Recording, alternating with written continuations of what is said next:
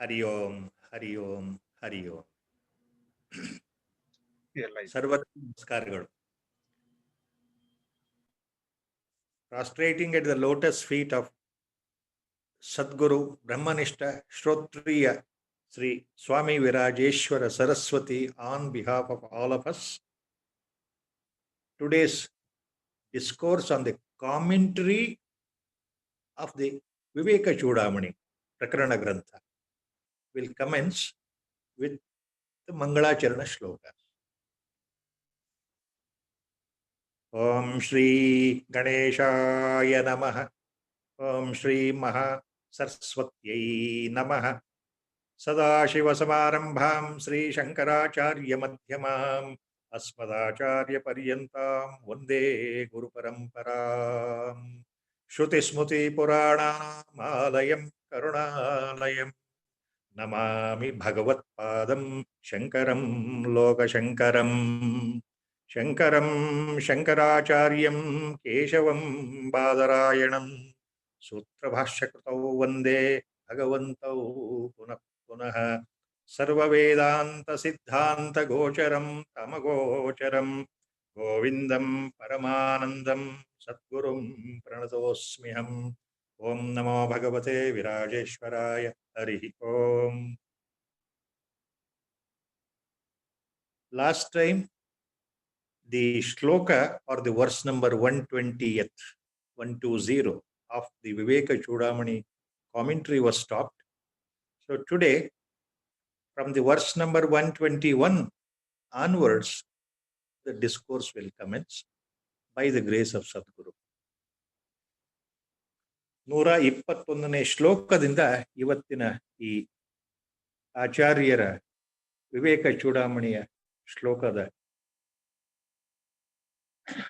ವಿವರಣೆಯೊಂದಿಗೆ ಪ್ರಾರಂಭ ಆಗ್ತಾ ಇದೆ. ಹೋದ ಸಲ ಎಲ್ಲಿಗೆ ಬಂದು ನಿಂತಿತ್ತು ಅಂತಂದ್ರೆ, ಕಾರಣ ಶರೀರದ ವ್ಯಾಖ್ಯಾನವನ್ನು ಆಚಾರ್ಯರು ಕೊಟ್ಟಿದ್ದಾರೆ. ಕಾರಣ ಶರೀರ ಅಂತಂದ್ರೆ ಈ ಮೂಲವಾದ ಅನಾದಿಯಾದ ನಮ್ಮ ಅಜ್ಞಾನ ಇದೆಯಲ್ಲ, ನೂರಾರು ಸಾವಿರಾರು ಜನ್ಮಗಳಿಂದ ನಮಗೆ ಬಂದಿರತಕ್ಕಂಥ ಅಜ್ಞಾನ, ಆ ಅಜ್ಞಾನ ಮಾಯೆಯ ಪ್ರಭಾವದಿಂದ ಬಂದಿರತಕ್ಕಂಥ ಅಜ್ಞಾನ, ಆ ಅಜ್ಞಾನ ಅಥವಾ ಅದು ಅವಿದ್ಯೆ, ಅವಿದ್ಯಾ, ಆ ಅವಿದ್ಯಾ ಅಥವಾ ಅಜ್ಞಾನ ಭ್ರಾಂತಿಯಿಂದ ಏನಾಗಿದೆ ಅಂದ್ರೆ, ನಾವು ದೇಹ ಅನ್ನೋ ಭಾವ ನಮ್ಮಲ್ಲಿದೆ. ನಾನು ಅಂದ್ರೆ ದೇಹ, ನಾನು ಅಂದ್ರೆ ಈ ಶರೀರ, ಇದು ಮೂಲ ಅವಿದ್ಯಾ, ಇದು ಮಾಯೆ ಕಾರ್ಯ, ಇದೇ ಕಾರಣ ಶರೀರ ಅಂತ ಆಚಾರ್ಯರು ತಿಳಿಸಿದರು. So last time Acharya gave the definition ultimately for the causal body, which was discussed in the last discourse, last week. So the causal body is the main cause for the primordial ignorance which is there in our anthakarana from the birth to the death. What is that primordial ignorance we have? That is due to superimposition, adhyasa, adhyaropa. What is that adhyasa or adhyaropa? I am thinking that I am the body itself. I am this body itself. The body means it goes along with the mind and ego. So I am this body-mind complex. So that is the primordial ignorance, and that is the causal body. That is Karana Sharira. And this Karana Sharira is actually, it is very prominent. It is felt in the deep sleep state. So it was stopped there last. Sushuptiretasya vibhaktyavastha pralina sarvendriya buddhivrittihi. Now we are commencing from the shloka 121 onwards today.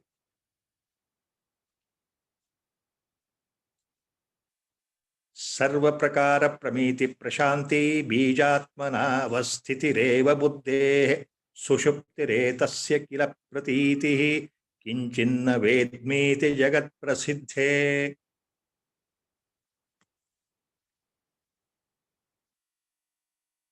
Sarva prakara pramiti prashanti bijatmana avasthitirev buddhe Sushuptiretasya kila pratitihi ಕಿಂಚಿನ್ನ ವೇದ್ಮೀತಿ ಜಗತ್ ಪ್ರಸಿದ್ಧೇ.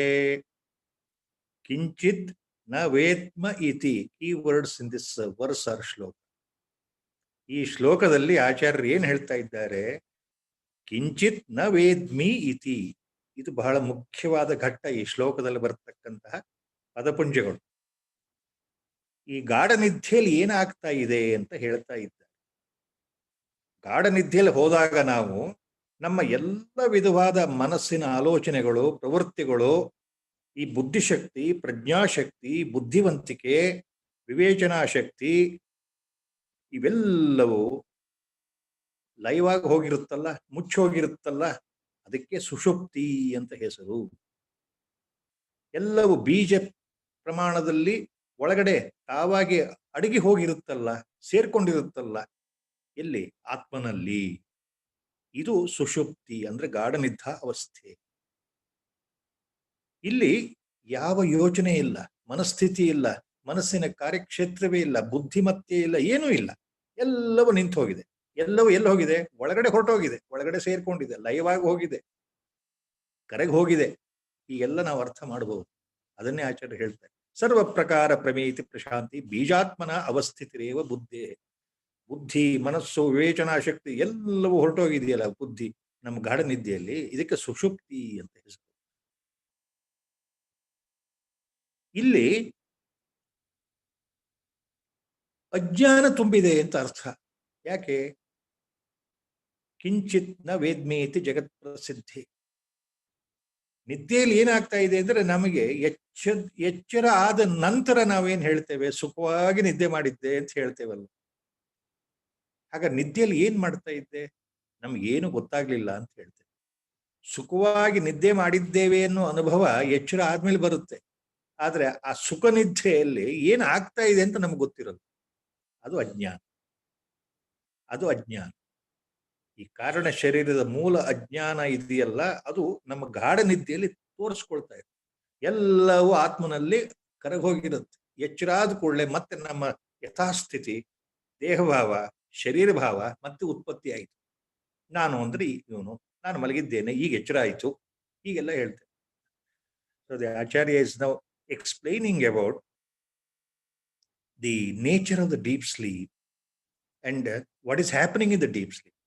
So in the deep sleep, sushupti as it is called, deep sleep is called in Sanskritam sushupti, dreamless, deep sleep. So the body and the mind complex, your ego, your antakarana, your mental attitude, your mind, your thinking capacity, discrimination capacity, whatever, what not you call, your intelligence, your intellect, mind, everything, what happens? That awareness is totally gone. It is merged, dissolved. It is not there. Everything becomes still. There is no perception. There is no sharira abhimana.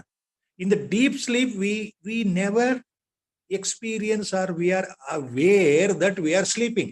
Sound sleep we are enjoying. We are enjoying dreamless sleep. So that awareness is not there. You are not there at all. Your status is not there. Anything you consider, it is not there. There are no worries. There is nothing like happiness. There is no pleasure, no crisis, nothing of that sort. No attachment, no detachment. There is no jnana, there is no ajnana. There is no light, there is no darkness. You think of any opposite adjectives of any particular issue. Everything is lost. Yellow, everything is gone. That means our awareness is not there. So what happens in deep sleep? Kinchinna vedmi iti jagat prasiddhe. Kinchit na vedmi iti. I did not know what was happening in the deep sleep. I slept so beautifully. I was not aware of anything. I was not aware of myself. I was not aware of my identity. Everything totally gone. This is how we speak. Kinchit na vedmi. In deep sleep, nothing was known, no awareness. So when do we say this? Only after we wake up. The moment we wake up, the Maya will act in such a way that our Sharirabhimana sets in. Then I will say, oh, so much so I had a wonderful sleep. So now I'm getting up. So the body consciousness is coming back, awareness is coming back, the mental faculties are coming back, intellectual faculties are coming back. So I once again think I am the body, I am this mind, I am the body complex. Now I am on the bed, just now I am getting up.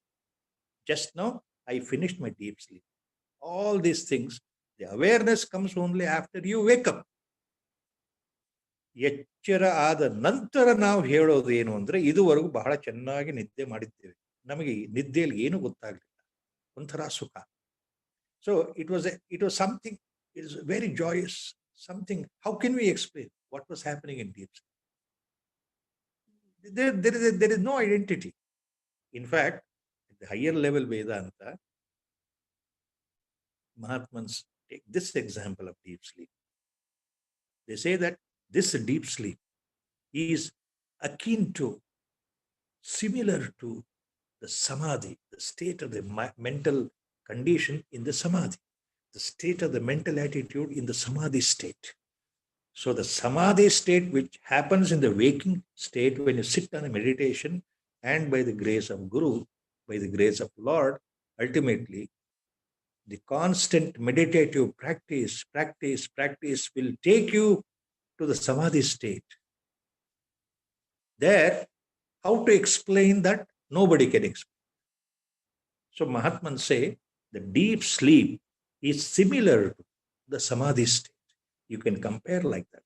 The only difference, this deep sleep state is full of tamas, ajnana, avidya, because it is a temporary. Every day we undergo sleep and then we get up. So we forget there ourselves. We forget our identity in deep sleep, but again you will get up from deep sleep. And again you are covered by the Maya, avarana and vikshepa, automatically, and then the body consciousness will rise.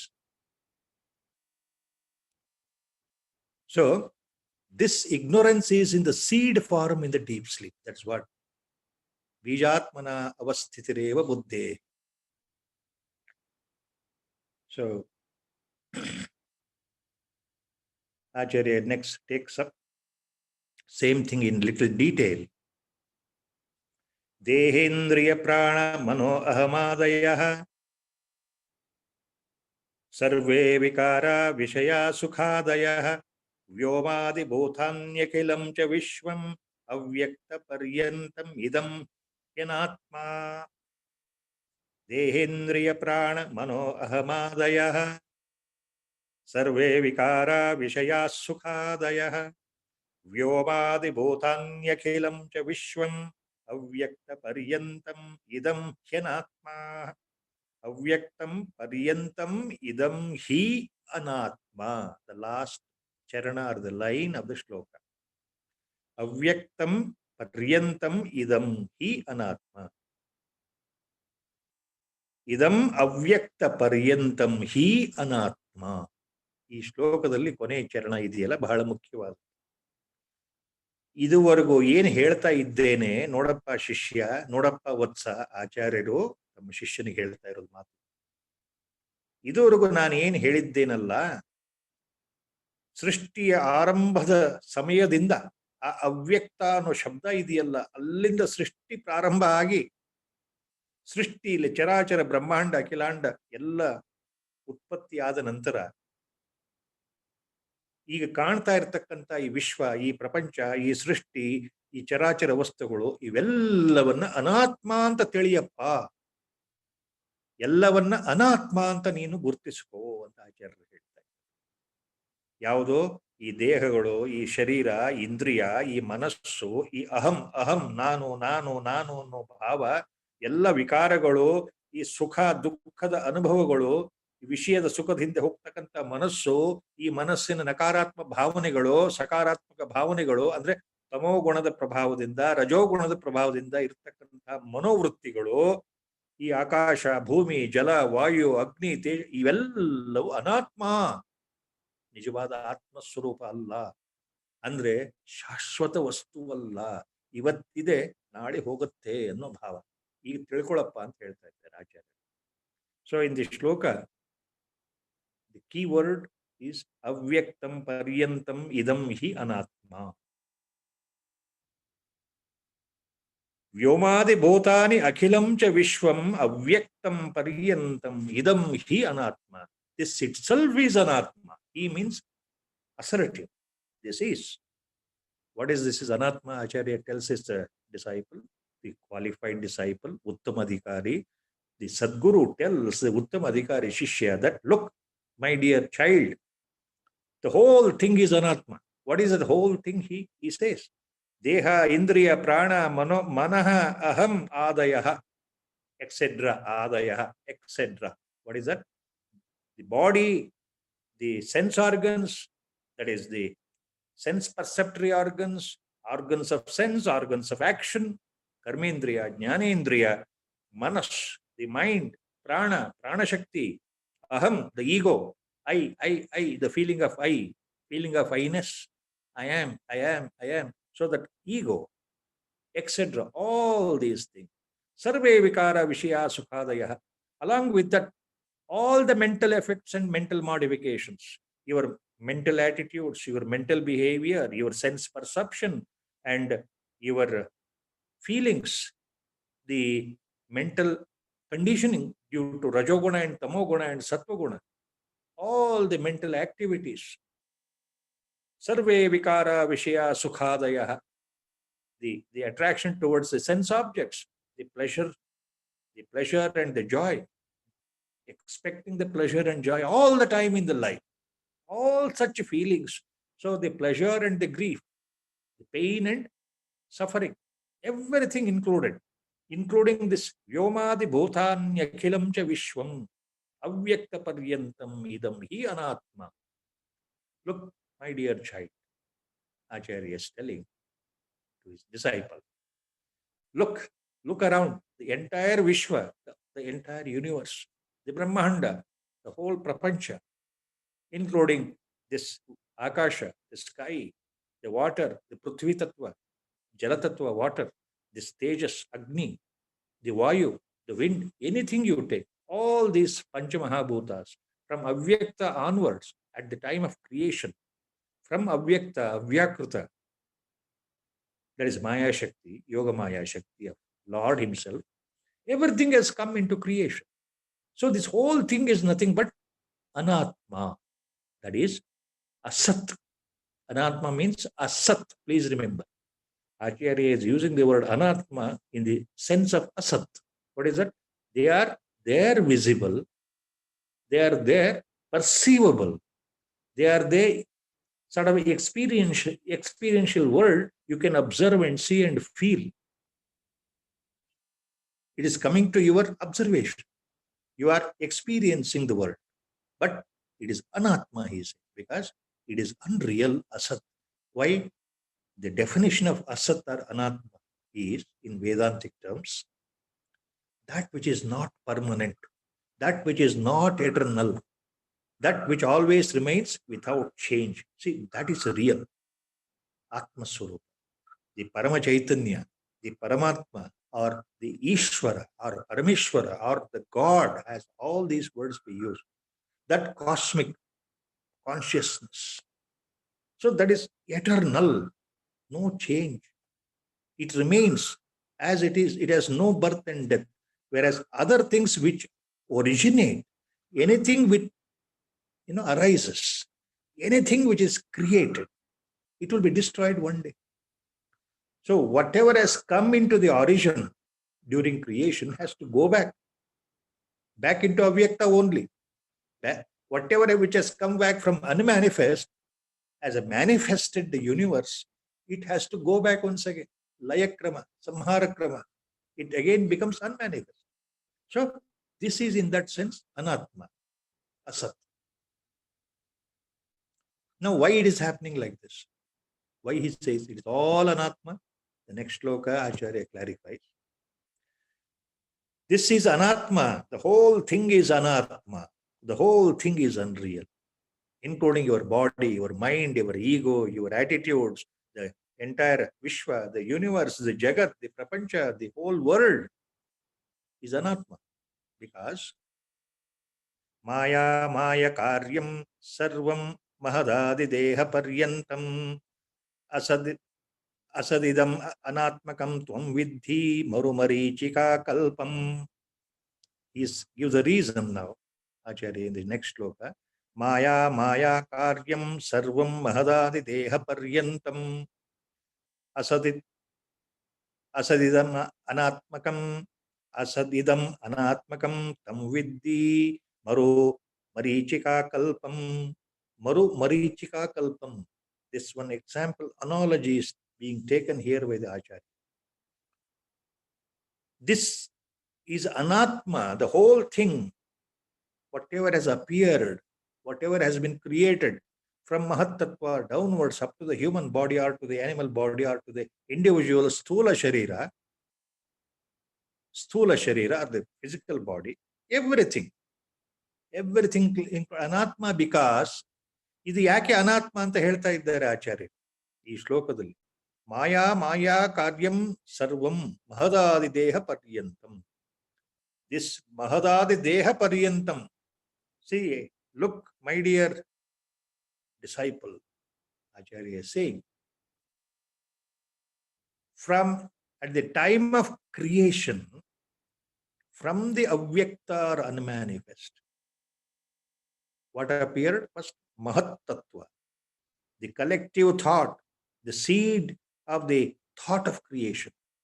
So that seed of the thought of the creation, invisible, is called Mahat Tattva. So the Mahat Tattva appeared means invisible, of course. During creation, first Mahat Tattva manifested, of course, not visible. Please remember, this Mahat Tattva gave rise to the Aham Tattva. From Aham Tattva to the 5 Tanmatras of the 5 basic elements, Panchamahabhutas. From there, the real Panchamahabhutas appeared, again invisible. The 5 Panchamahabhutas, 5 basic elements appeared. So from Mahat, Aham appeared in the samashti level, collective level. From Aham, the 5 Tanmatras of the 5 basic elements appeared. From this, the 5 basic elements appeared. All this is invisible. And from there, the creation actual started. As a Vyakta Prapancha later. As a visible universe, it started. So all this is due to Maya and its effects, or its the influence. Maya Maya Karyam Idam Sarvam. Asat Idam Anatmakam Tam Vidhi. Tvam Vidhi. Look, you must remember, my dear disciple. Everything, this is Asat. This is Anatma. This is due to Maya. It is the effect of the Maya. It is because of the Maya. Maya and Maya Karyam Idam. Tvam Vidhi. You remember this. ನೋಡಪ್ಪ ವತ್ಸ ಶಿಷ್ಯ, ನೀನು ಇದು ತಿಳಿದುಕೋ. ಆಚಾರ್ಯರು ಬಹಳ ಒತ್ತು ಕೊಟ್ಟು ಹೇಳ್ತಾ ಇದ್ದಾರೆ. ತ್ವಂ ವಿದ್ಧಿ ಮೀನ್ಸ್ ನೀನು ಸರಿಯಾಗಿ ಮನನ ಮಾಡು. ಮನನ ಮಾಡು ಅಂದ್ರೆ ಮನಸ್ಸಿನಲ್ಲಿ ಸರಿಯಾಗಿ ಅರ್ಥೈಸ್ಕೊ, ಸರಿಯಾಗಿ ವಿವೇಚನೆ ಮಾಡು. ಇದು ಮತ್ತೆ ಮತ್ತೆ ಹೇಳುವಂಥದ್ದಲ್ಲ, ಬಹಳ ಅರ್ಥಗರ್ಭಿತವಾದ ಮಾತು ಹೇಳ್ತಾ ಇದ್ದೇನೆ. ಮನಪೂರ್ವಕವಾಗಿ ಏಕಾಗ್ರತೆಯಿಂದ ನೀನು ಇದನ್ನು ತಿಳಿದುಕೊಂಡು ಅರ್ಥ ಮಾಡ್ಕೊ ಅಂತ ಅರ್ಥ. ತ್ವಂ ವಿದ್ಧಿ. ಏನ್ ತಿಳ್ಕೊಳ್ಬೇಕಪ್ಪ ನೀನು ಶಿಷ್ಯ? ಈ ಎಲ್ಲವೂ, ಈ ಅನಾತ್ಮ ವಸ್ತು ಅಂತ ಏನಿದೆಯಲ್ಲ, ಇದು ಅಸತ್. ಅಸತ್ ಇದಂ ಅನಾತ್ಮಕಂ. ಇದು ನಿಜವಾದ ವಸ್ತು ಅಲ್ಲ, ಬ್ರಹ್ಮ ಪದಾರ್ಥ ಅಲ್ಲ. ಇದು ಅಸತ್, ಇದು ಸತ್ಯವಲ್ಲ, ಅಸದ್ ವಸ್ತು. ಇದು ಅನಾತ್ಮ ವಸ್ತು.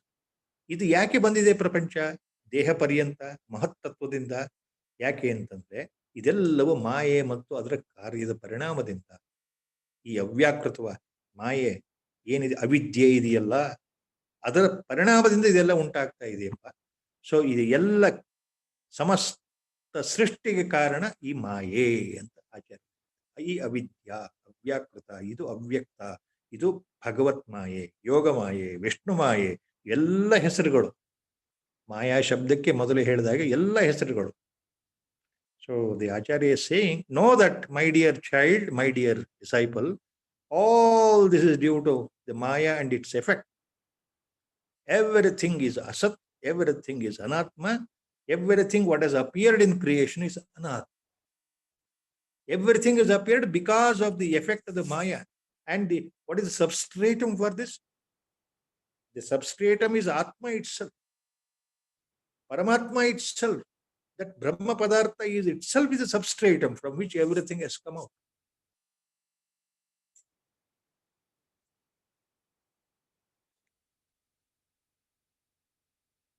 And he says, one example he gives in the last charana, Asat idam anatmakam tvam vidhi maru marichika kalpam. Maru marichika kalpam. This is the analogy he is taking. ಈ ಕೊನೆ ಚರಣ ಇದೆಯಲ್ಲ, ಆಚಾರ್ಯರು ಹೇಳ್ತಾ ಇರೋದು ಮರು ಮರೀಚಿಕಾ ಕಲ್ಪಂ ಅಂದ್ರೆ ಒಂದು ಉದಾಹರಣೆ ಕೊಟ್ಟು ಹೇಳ್ತಾ ಇದ್ದಾರೆ. ಇದು ನೋಡೋದಕ್ಕೆ ನಮಗೆ ಸತ್ಯವಾಗಿ ಕಾಣ್ತಾ ಇದೆ, ನಮ್ಮ ಅನುಭವಕ್ಕೆ ಬರ್ತಾ ಇದೆಯಲ್ಲ ಪ್ರಪಂಚ. ಚರಾಚರ ವಸ್ತುಗಳು, ಪ್ರಾಣಿಗಳು, ಮನುಷ್ಯ, ಈ ದೇಹ ಎಲ್ಲ ಪ್ರಾಣಿ ವರ್ಗ ಕಣ್ಣಿಗೆ ಕಾಣ್ತಾ ಇದೆಯಲ್ಲ. ಆಕಾಶ, ಭೂಮಿ, ವಾಯು ಅನುಭವಕ್ಕೆ ಬರ್ತಾ ಇದೆಯಲ್ಲ. ಜಲ, ನೀರು, ಕೊಳ, ಸಾಗರ, ನದಿ, ಪರ್ವತಗಳು ಎಲ್ಲ ಕಾಣ್ತಾ ಇದೆಯಲ್ಲ. ಇದು ಅನಾತ್ಮ ಅಂತಂದ್ರೆ ಹೇಗೆ ಅಂತ ಮನಸ್ಸಿಗೆ ಸಂದೇಹ ಬರಬಾರದು ಅಂತ ಅನ್ನೋದಕ್ಕೋಸ್ಕರ ಒಂದು ಉದಾಹರಣೆ ಕೊಡ್ತಾ ಇದ್ದಾರೆ. ಏನು ಇದು ಯಾಕೆ ಅನಾತ್ಮ, ಇದು ಯಾಕೆ ಅಸತ್ ಅಂದ್ರೆ ತಿಳ್ಕೊಳ್ಳಪ್ಪ, ಬರು ಮರೀಚಿಕಾ ಕಲ್ಪಂ. ಈ ಉದಾಹರಣೆ ಇದು ನೀವು ಅತ್ಯಂತ ಪ್ರಖರವಾದ ಬಿಸಿಲಿನಲ್ಲಿ ದೊಡ್ಡದಾದ ಮರುಭೂಮಿಯಲ್ಲಿ ನಡ್ಕೊಂಡು ಹೋಗ್ತಾ ಇದ್ರೆ ಯಾರಿಗೂ ಈ ಅನುಭವ ಇಲ್ಲ ಹೆಚ್ಚಿನ ಮಟ್ಟಿಗೆ. Those people who are living in the desert areas like Sahara Desert in the African region or Thar Desert area in our own country, India, in Rajasthan, bordering the Pakistan, the Gujarat and Rajasthan areas where the Thar Desert is there, so they experience this.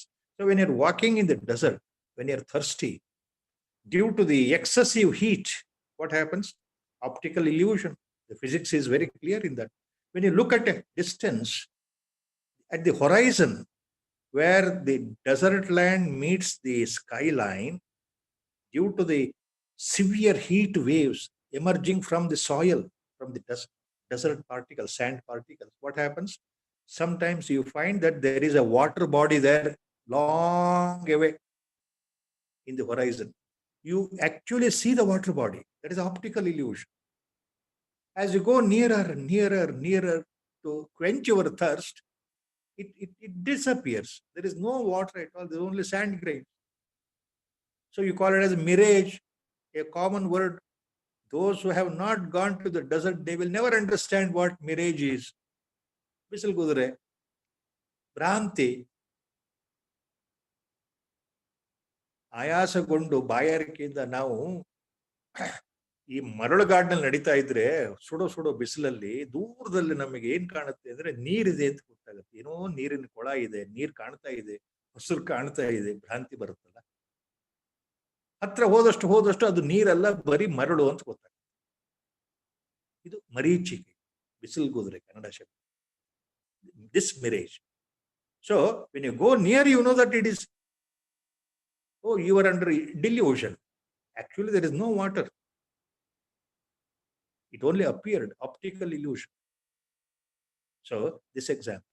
So, the whole world appears real. Real. It remains real till you are woken up, till you are awakened, till you are realized. Until then, it is real. That is a famous point in Vedanta. ಜ್ಞಾನೋತ್ಪತ್ತಿ ಆಗುವವರೆಗೆ ಜಗತ್ ಸತ್ಯವಾಗಿ ಪ್ರತೀತಿಯಾಗಿ, ಎಲ್ಲವೂ ಸತ್ಯ, ಎಲ್ಲವೂ ಸತ್ಯ. ನಾವು ನೋಡ್ತಾ ಇರೋದು ಎಲ್ಲವೂ ಸತ್ಯವೇ. ಇದನ್ನ ವ್ಯವಹಾರಿಕ ಸತ್ಯ ಅಂತಾನೆ ಆಚಾರ್ಯರು ಹೇಳಿದ್ದಾರೆ. ಅವನು elsewhere Acharya calls this as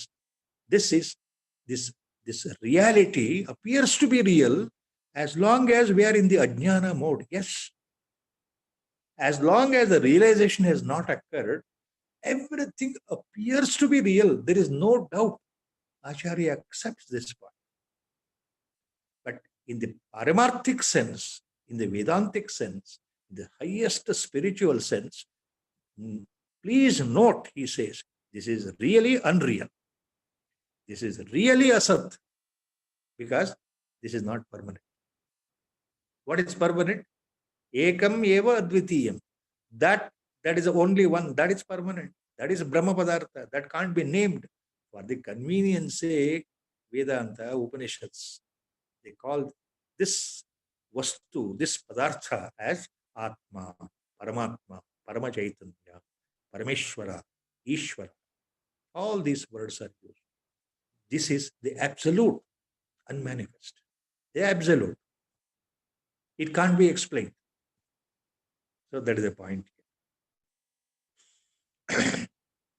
So after this, in the next shloka onwards, now the important point is there. From the 124th shloka onwards, Acharya now, for our sake, for people like us, total ajnanis, now he tries to explain what is Atma Swarupa. So far he explained what is Anatma. This gross body, Anatma. Subtle body, Anatma.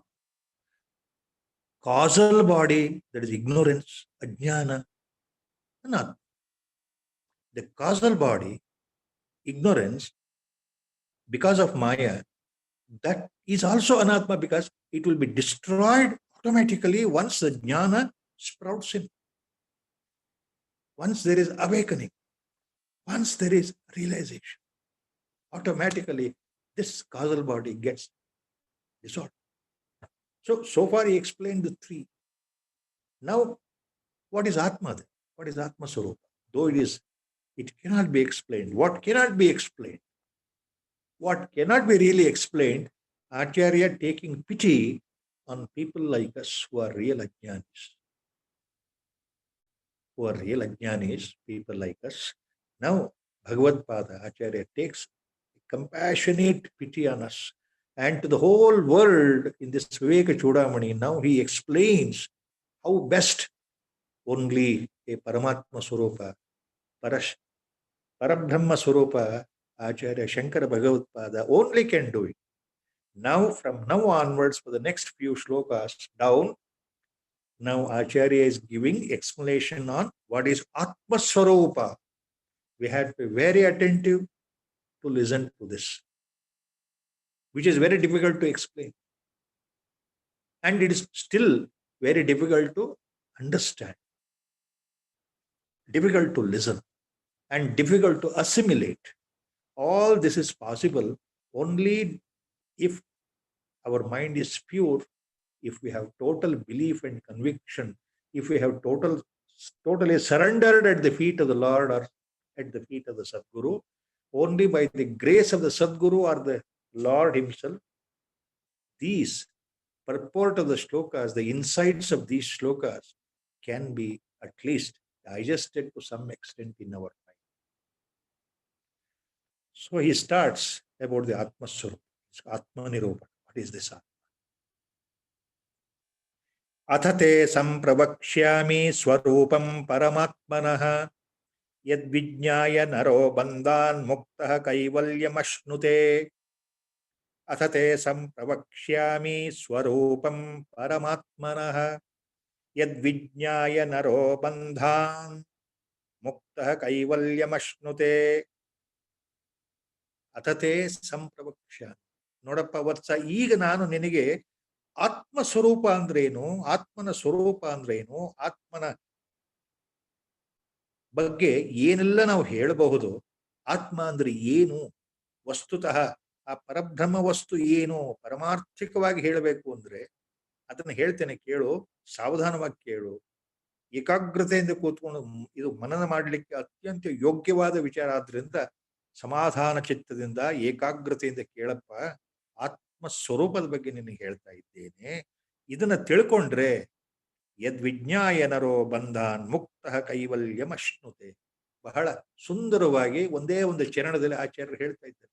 ಇದು ನಿನಗೆ ಅರ್ಥ ಆದ್ರೆ ನೋಡಪ್ಪ ಶಿಷ್ಯ, ಇದು ನೀನು ಸರಿಯಾಗಿ ಗ್ರಹಿಸಿದರೆ, ಏಕಾಗ್ರತೆಯಿಂದ ಮನನ ಮಾಡಿದರೆ, ವಿಶ್ಲೇಷಣೆ ಮಾಡಿ ಅಂತರ್ಗತ ಮಾಡಿಕೊಂಡ್ರೆ ಬಂಧನದಿಂದ ನೀನು ಮುಕ್ತನಾಗ್ಬಿಡ್ತೀಯ. ಕೈವಲ್ಯಂ ಅಶ್ನುತೆ, ನಿನಗೆ ಮೋಕ್ಷ ಪ್ರಾಪ್ತಿ ಸ್ವತಃ ಸಿದ್ಧ. ಸಂಸಾರ ಬಂಧನ ಹೊರಟೋಗುತ್ತೆ, ನಿನಗೆ ಮೋಕ್ಷ ಪ್ರಾಪ್ತಿಯಾಗೋದು ಸ್ವತಃ ಸಿದ್ಧವಾಗುತ್ತೆ. ಕೈವಲ್ಯಂ ಅಶ್ನುತೆ ಅಂತ ಹೇಳ್ಬಿಟ್ರು ಆಚಾರ್ಯ. Now Acharya is giving the assurance to the disciple. Now I tell you, my dear Shishya, the disciple, look, listen attentively, listen carefully with a total concentration, with a total concentration, with a total conviction and devotion. Listen what I am talking. Atate sampravakshami swarupam paramatmana. I am going to explain to you the real Paramatma Swarupa itself. What is that Paramatma? What is that Parameshwara? What is that Ishvara? What is that God? What is that Atma? What is that Brahma Padartha? What is that Parabrahma? All these words are used in Vedanta. Now I am going to talk on that. I am going to talk on, in other words, reality. So far, everything is unreal, I said. Whole creation, starting from basic 5 elements which appear, and then up to the body. Everything is unreal, right? Now I tell you what is real. So far I explained about Asat. Now I am going to tell you something about what is really Sat. What is its Swarupa Lakshana? What actually it is, I am going to tell you. After knowing this,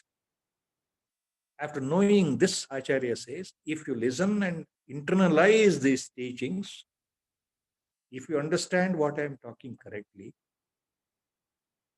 Yadvijnaya naro bandhan muktah kaivalyam ashnute. The person will be totally liberated from this bondage of birth and death cycle. Kaivalyam ashnute. You will be totally liberated. You will attain mukti. You will attain moksha. You will never come back. You will never come back to this samsara, this cycle of birth and death. You remain as a Brahma Padartha. You are actually Brahma Padartha, but you have superimposed your own body and mind as I am this. So when the superimposition is gone, when Adhyasa is gone, you remain what you are in the true sense. So once you remain as Brahma Padartha or Paramatma Swarupa, you yourself is Paramatma Swarupa. You yourself is Atma Swarupa. Then that is called liberation. That is called realization. You will be realizing your true nature. Once you know the reality, you are reality. You are that only. You establish permanently in that. The body which is there now due to prarabdha, it will finish its age and it will die. There ends the matter for this so-called gross body or the physical body or the subtle body. It gets dismantled, but you remain as you are. So that is how he starts. Asti kaschit swayam nityam aham pratyayalambana avasthatraya sakshi san panchakosha vilakshana.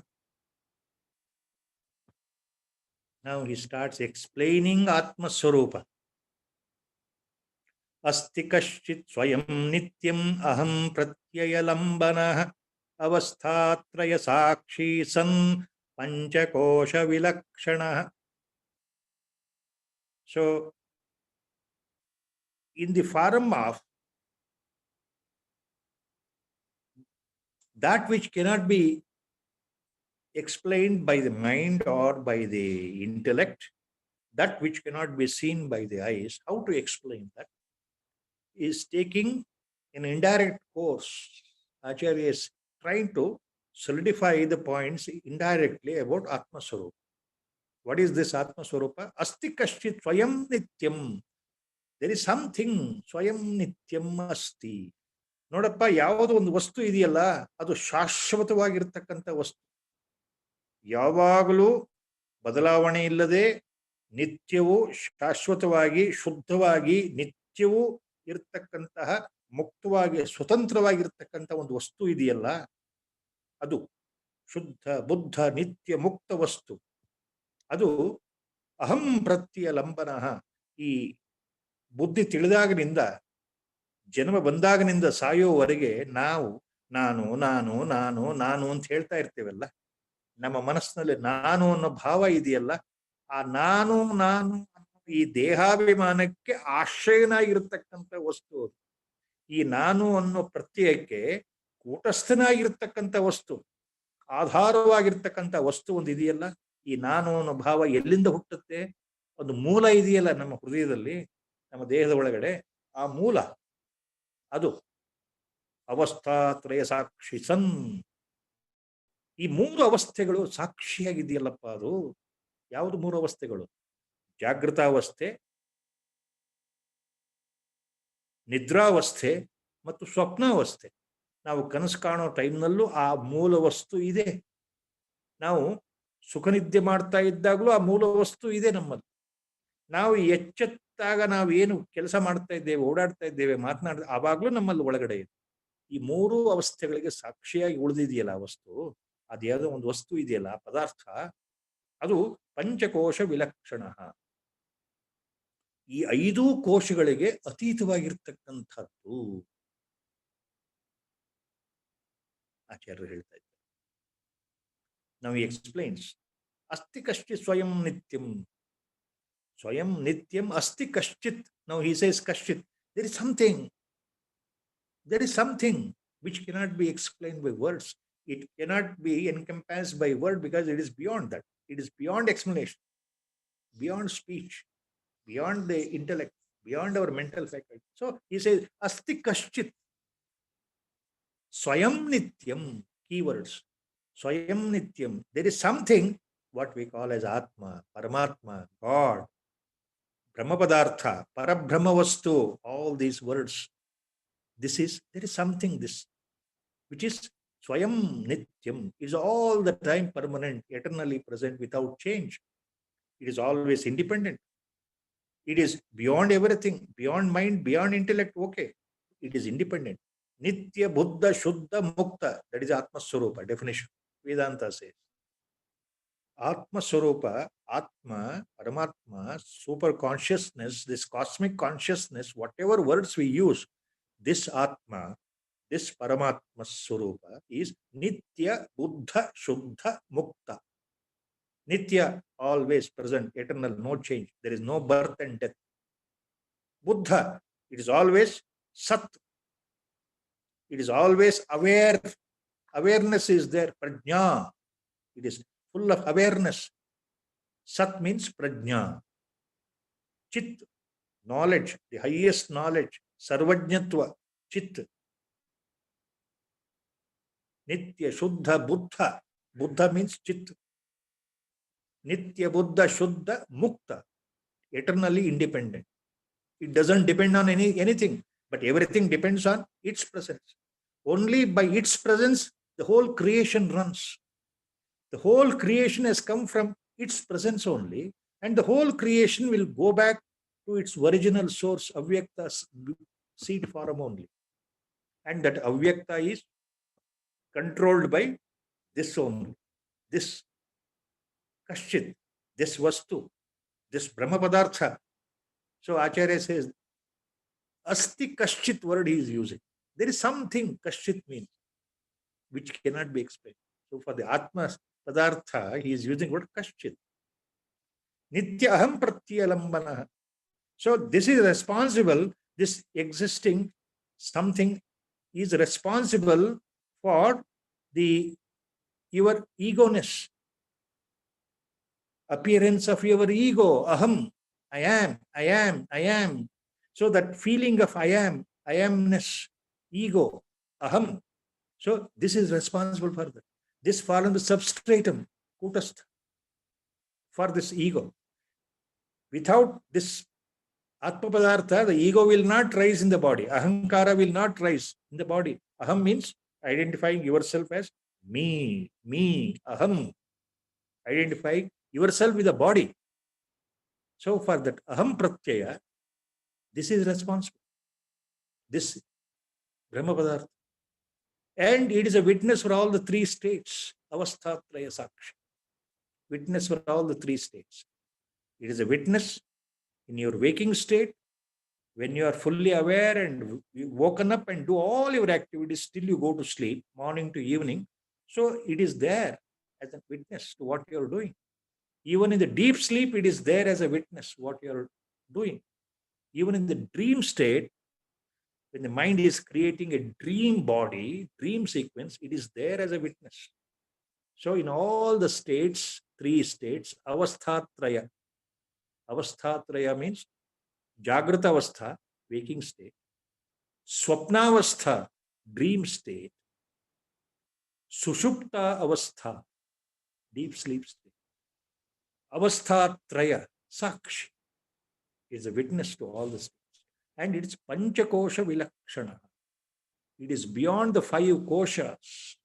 Acharya later takes up in detail what are the Panchakoshas.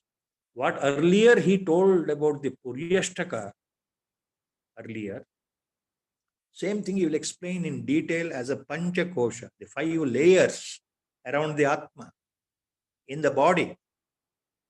Else, later he takes up in detail, we'll go into the detail there. But here, just he says, this Atma, this something is Panchakosha Vilakshanaha. It is beyond the 5 koshas, 5 sheaths, the 5 sheaths in the body, starting from gross body.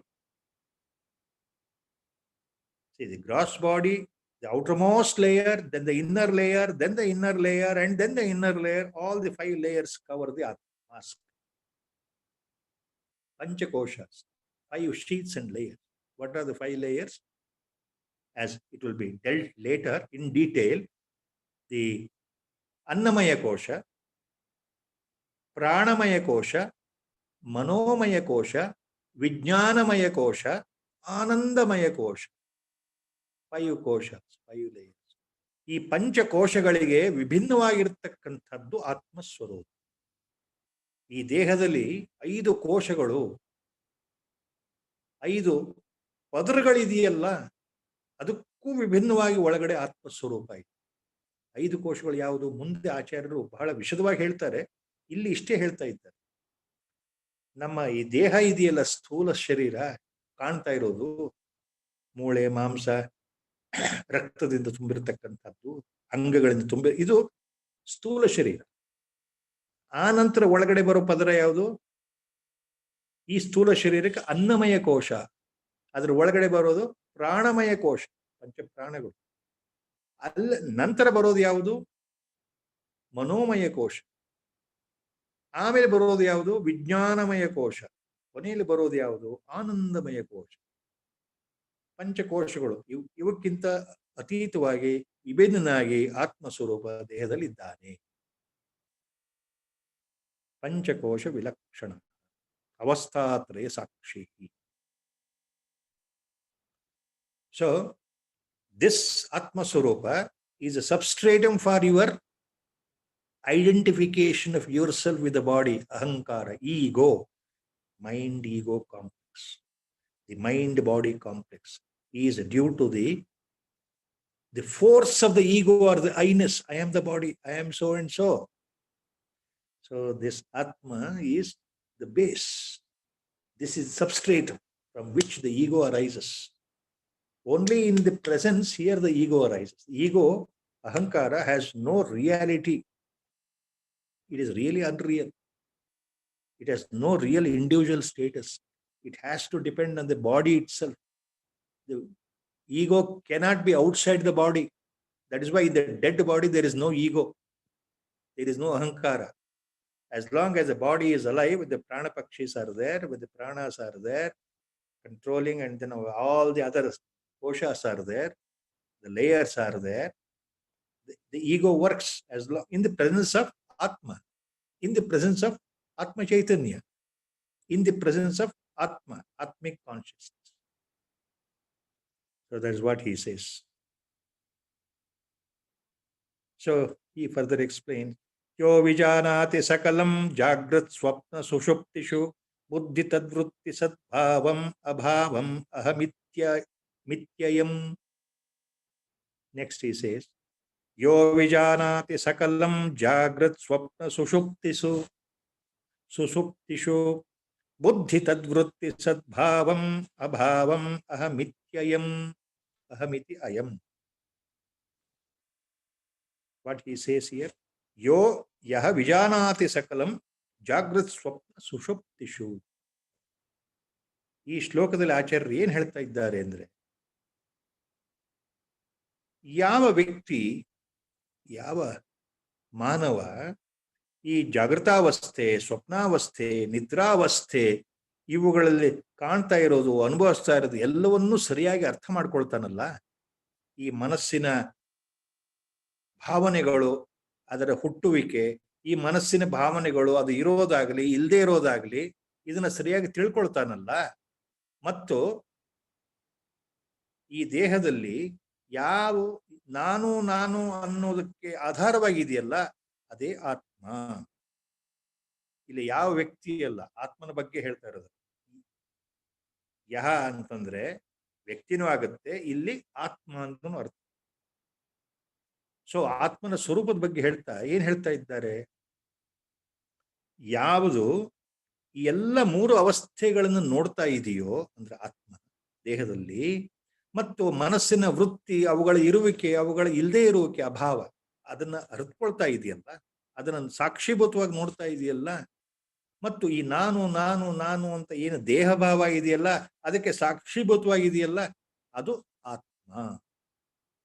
ಬುದ್ಧಿ ತದ್ವೃತ್ತಿ ಸದ್ಭಾವಂ ಸದ್ಭಾವಂ ಅಭಾವಂ ಅಹಂ ಇತಿ ಅಯಂ. ಭಾವಂ ಅಭಾವಂ, ಬುದ್ಧಿ ತದ್ವೃತ್ತಿ ಭಾವಂ plus ಅಭಾವಂ, ಅಹಂ ಇತಿ ಇತಿ ಅಹಂ ಇತಿ ಅಯಂ, aham iti ayam, ayam atma. Ayam means this is the atma. We have to remember like that what he says.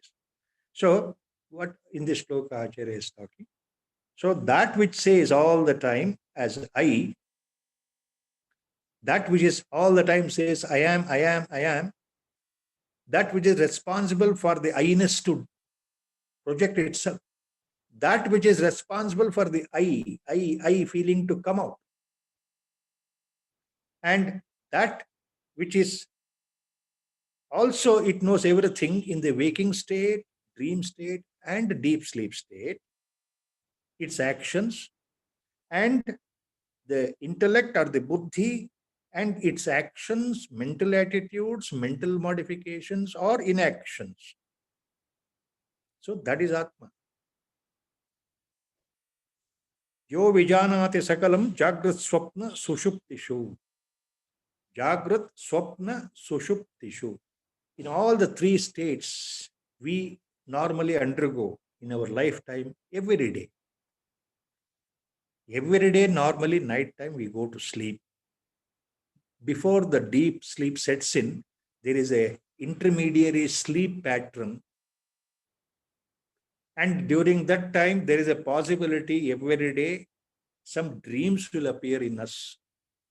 Most of us may not remember what dreams are there for a short duration.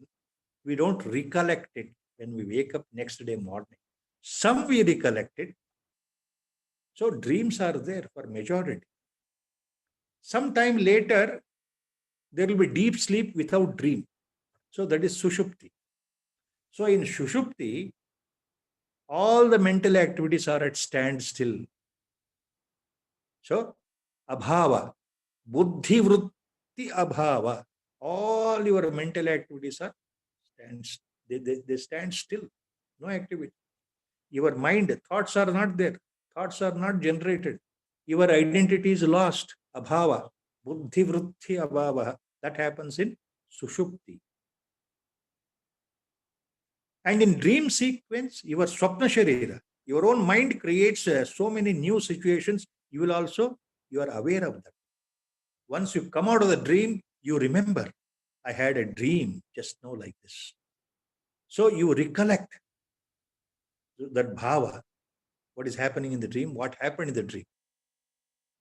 But you also know that everything happened in the dream, it is not real. How do you know it? Only when you wake up. ಎಚ್ಚರಾದ ನಂತರ ನಾವೇನು ಹೇಳ್ತೇವೆ, ಅಯ್ಯೋ ಇದುವರೆಗೂ ಒಂದು ಕನಸು ಕಾಣ್ತಾ ಇದ್ದೆಪ್ಪ, ಕನಸಲ್ಲಿ ಇದನ್ನೆಲ್ಲ ನೋಡಿದೆ ಅಂತ. ನಿಮ್ಗೆ ಏನ್ ಗೊತ್ತಾಗತ್ತೆ? ಇದುವರೆಗೂ ನಾನು ಕಂಡಿದ್ದ ಕನಸು ಅದು ನಿಜ ಅಲ್ಲ, ಸತ್ಯ ಅಲ್ಲ, ಅಸತ್ಯ, ಅನ್ರಿಯಲ್. ಅಂಡ್ ವೇಕಿಂಗ್ ಸ್ಟೇಟ್, ಜಾಗೃತ ಅವಸ್ಥೆಯಲ್ಲಿ ನಾವು ಏನ್ ಮಾಡ್ತಾ ಇದೀವಿ ನಮ್ಗೆ ಗೊತ್ತಿರುತ್ತೆ. ನಮ್ಮ ಪ್ರಜ್ಞೆ ನಮ್ಮ ಕೈನಲ್ಲಿದೆ, ನಮ್ಮ ಮನಸ್ಸು ಬುದ್ಧಿ ಓಡ್ತಾ ಇದೆ. ನಾನು ಕೂತ್ಕೊಂಡಿದ್ದೀನಿ, ಎದ್ದಿದ್ದೀನಿ, ಮಾತನಾಡ್ತಾ ಇದ್ದೀನಿ, ಹೋಗ್ತಾ ಇದ್ದೀನಿ, ಕೆಲಸ ಮಾಡ್ತಾ ಇದ್ದೀನಿ, ಎಲ್ಲವೂ ನಮ್ಗೆ ಗೊತ್ತಾಗ್ತಾ ಇದೆ. ಹೀಗೆ 3 ಅವಸ್ಥೆಗಳ ವಿಷಯವನ್ನ ಯಾರು ಅರಿತಾರೋ, ಯಾವುದು ಅದಕ್ಕೆ ಸಾಕ್ಷಿಯಾಗಿದೆಯೋ ಅದು ಆತ್ಮ. ಈ 3 ಅವಸ್ಥೆಗಳಲ್ಲಿ ಸ್ಥಿತನಾಗಿದ್ದು ಯಾವುದೇ ಬದಲಾವಣೆ ಇಲ್ಲದೆ ಸಾಕ್ಷಿ ರೂಪದಲ್ಲಿರತಕ್ಕಂಥದ್ದು ಆತ್ಮಸ್ವರೂಪ.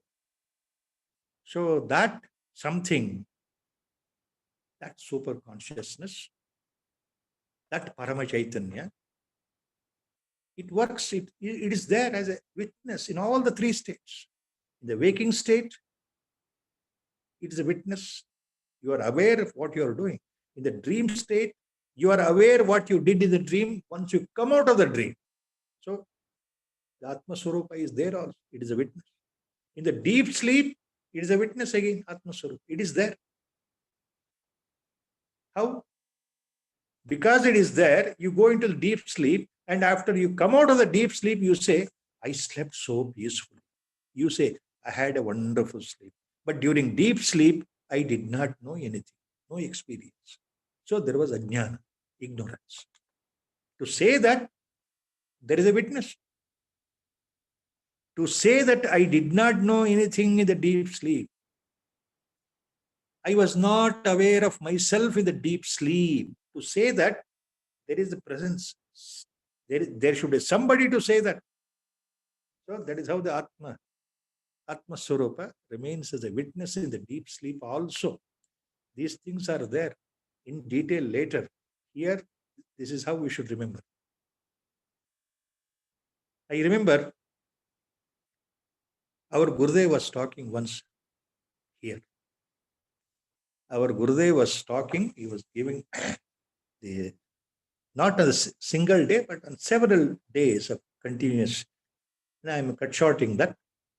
When he was talking on Mandukya Upanishad, Mandukya Upanishad mainly deals with the 3 states of our life every day. The main purport of the Mandukya Upanishad is the analysis of the 3 states. Mandukya Upanishad analyzes critically, aphoretically, spiritually, and from the parimarthic sense, it analyzes on waking state, dream state, and deep sleep state. While talking on Mandukya Upanishad, our Gurudev was telling me once, after summarizing the whole thing, of course not on this single day, with cumulative number of days he was talking on that, and one fine day he told me, look, very paradoxical statement, humorously he put it. However much the explanation on the 3 states is given to anybody normally, they will never understand the significance of the 3 states. They will never correlate and understand and discriminate the 3 states completely. That means they will never really understand all the 3 states, the interconnection correctly: waking, dream, and deep sleep. Because this correct analysis flashes only at the time of jnana, he said, our Gurudev said. The correct understanding of the avasthatraya, vishleshana, he calls. Only it happens at the time of the dawn of realization.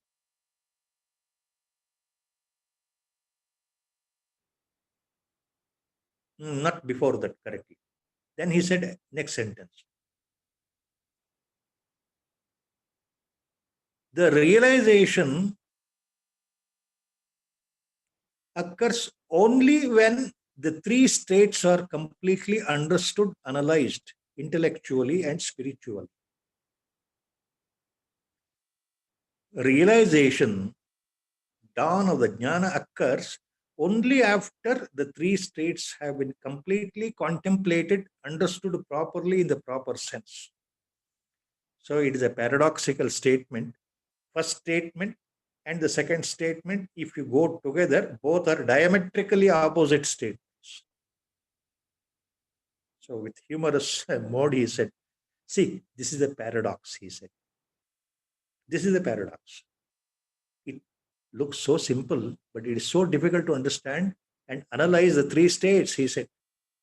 That is what Mandukya Upanishad does. And only by the Guru's grace, this can be understood.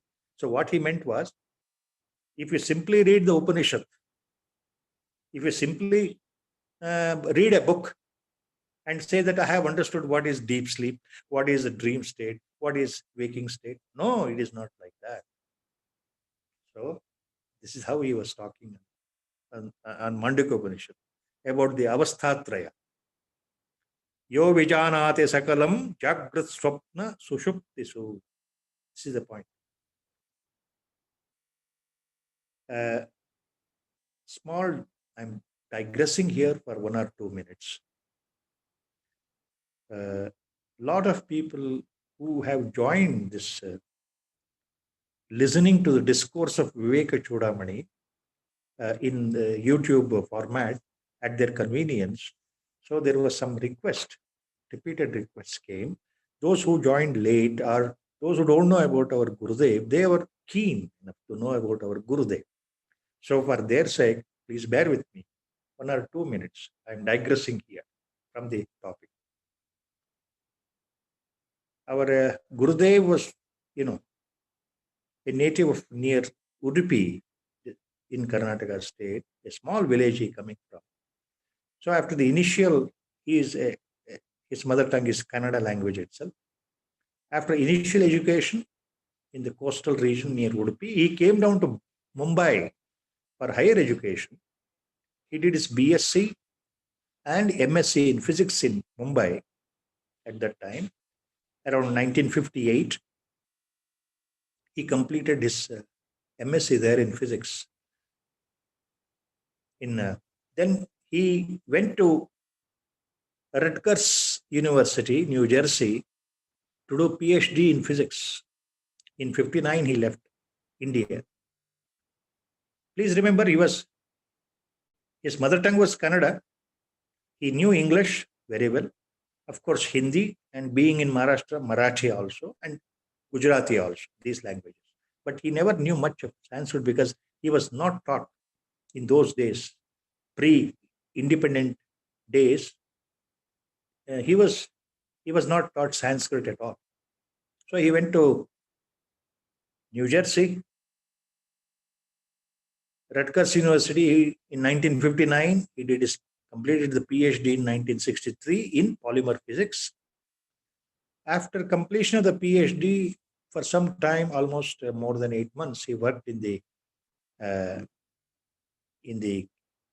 laboratory section, in the biochemical side in the Kings County Hospital, New York. And then later he joined as a scientist the prestigious IBM in New York. So as a scientist, he was there, and he was so intelligent in all his fields of electronics and physics and biophysics, biochemistry, whatnot. He has never dealt in detail. So he was there, and from 1963 onwards, up to 1971-72, he was there. And all of a sudden, that calling came from inside. So imagine, he resigned the post in IBM as a top-level scientist.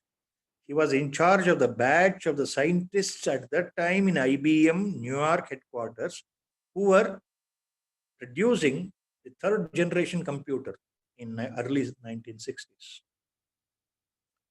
So he was one of the main scientists in that group. Imagine,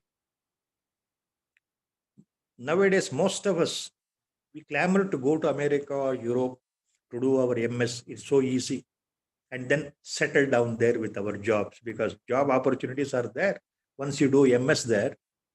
So every one of us now, it's very easy. You got money, you do the MS there, get into a job. Once we get a job there, we never come back. We never come back.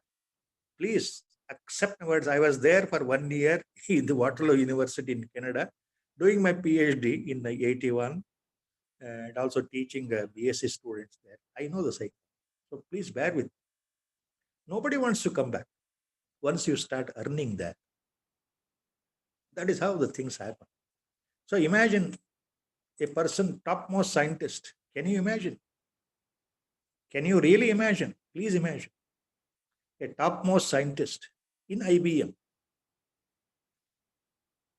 hardly at the age of 29, 30, young, with exuberance, energetic mind. Can you imagine resigning from the IBM post, top level post, resigning completely and coming back to India, giving up everything? Once I asked him, Gurudev, what happened to all those certificates, your research papers, and those awards and everything, your passport, everything, and allied things? What happened to that? He said, after coming back, he simply said, after coming back to India, I offered everything to Yajneshwara. All the certificates, PhD certificate, degree certificate, etc., whatever, everything I offered to Yajneshwara. That I just burnt it. Very coolly our Gurudev told. Can anybody think nowadays in the 2021? Imagine, poke your own consciousness. Can you do it? Imagine you are a 30-year-old person having a very good job in Europe or America or Australia or New Zealand. Can you all of a sudden resign and come back to India in search of a guru with a prestigious post in the hand? Can you? Can you? Question yourself, you will get the answer. That is a great personality. He remained always anonymous, always anonymous. Never showed that he is a real Brahmajnani. Never even, nobody can have an inclination that he is a great Mahatma. So he came back in 71, 72 time in search of the Guru. Then after traveling, he ended up in Rishikesh, in the ashram of the famous, our Parameshti Guru, Swami Shivananda Saraswati, Divine Life Society ashram. Swami Shivananda Saraswati founded that ashram in Rishikesh, on the banks of the Ganga. So our Gurudev entered there and he met our Paramaguru, Swami Vidyananda Saraswati there, and he offered himself at his feet and became his disciple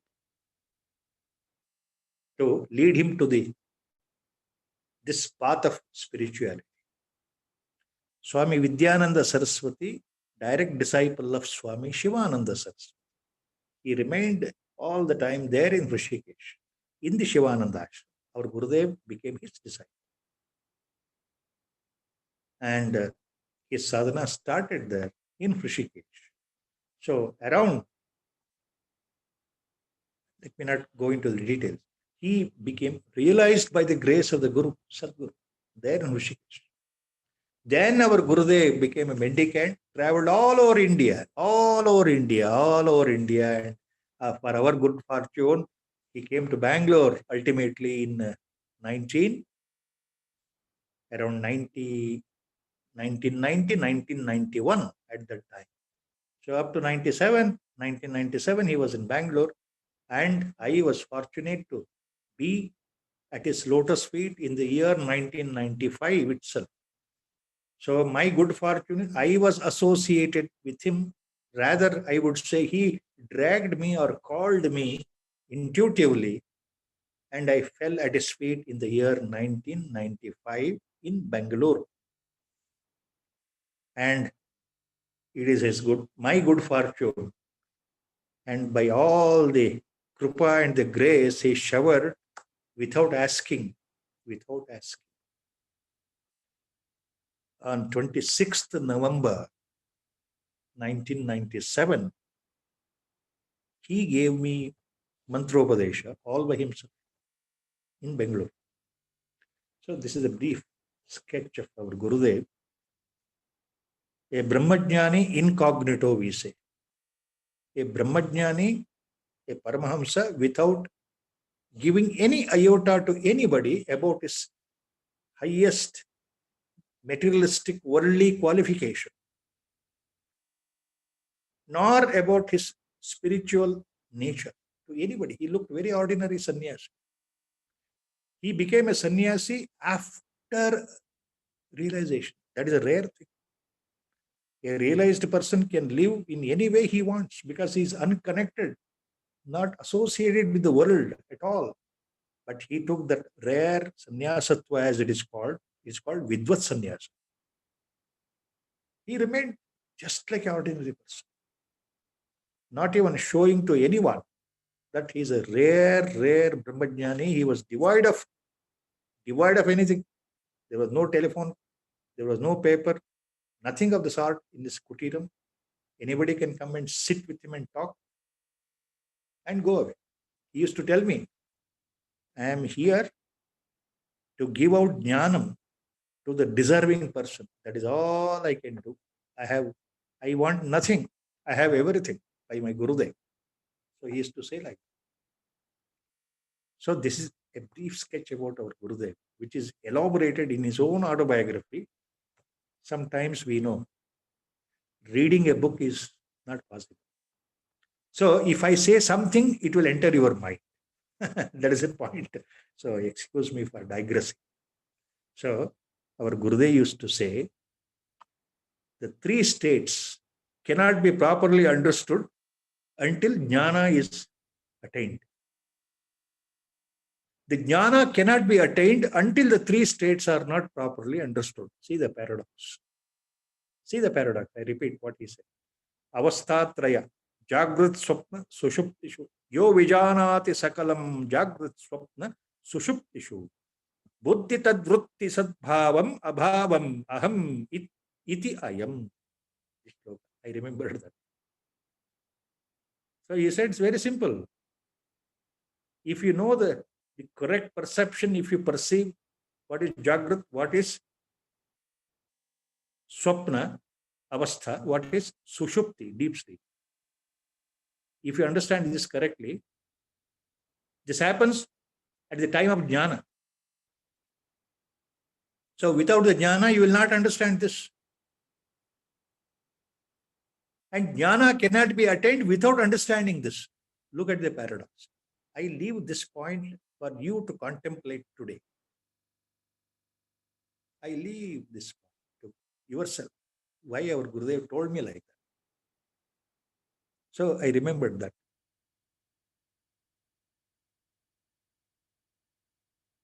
So this shloka says that Yo vijanati sakalam jagrat swapna sushuptishu buddhi tadvrutti sadbhavam abhavam aham mityayam. I leave it here with Guru Sankalpa, with a short bhajan. I am closing today. Sri Rama Jaya Rama Jaya Jaya Rama.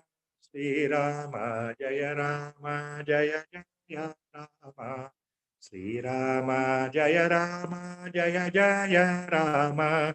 Sri Rama Jaya Rama Jaya Jaya Rama. Sri Rama Jaya Jaya Jaya Rama. Sri Rama Jaya Rama Jaya Jaya Rama. Hari Om.